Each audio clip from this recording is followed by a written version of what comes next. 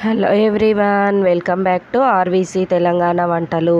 Friends, అందరు బాగున్నారా? అందరు బాగుండాలి, అందులో మనం ఉండాలి.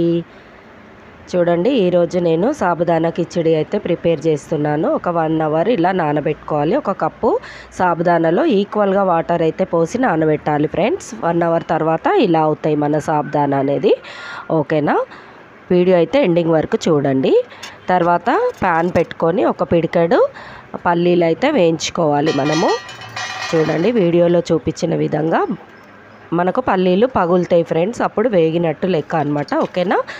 వేయించిన పల్లీలు కొంచెం వేడిగా ఉండగానే ఇట్లా అరచేతిలో వేసి 2 చేతులతో రబ్ చేసినట్టయితే మనకు ఆ పొట్టు అనేది ఈజీగా వెళ్ళిపోతుంది అనమాట.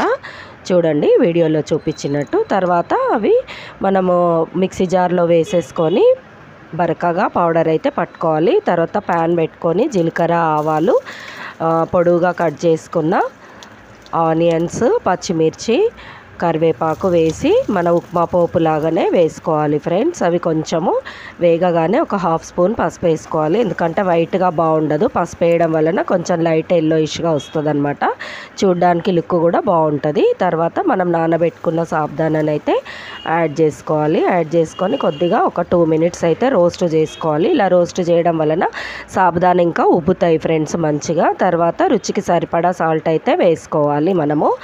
తర్వాత సాల్ట్ వేసాక మళ్ళీ ఒకసారి కలపాలి. సాల్ట్ మొత్తం కలవాలి కదా ఫ్రెండ్స్ ఆ మిశ్రమానికి. ఓకేనా? తర్వాత మనము బరకగా పట్టి పెట్టుకున్న పల్లీల పౌడర్ అయితే వేసుకోవాలి. పల్లీలలో ఐరన్ చాలా ఉంటుంది ఫ్రెండ్స్. అది కాక పౌడర్ వేయడం వలన సాబుదానా స్టిక్కీగా అతుక్కోకుండా మనకు పొడి పొడిగా వస్తుందన్నమాట.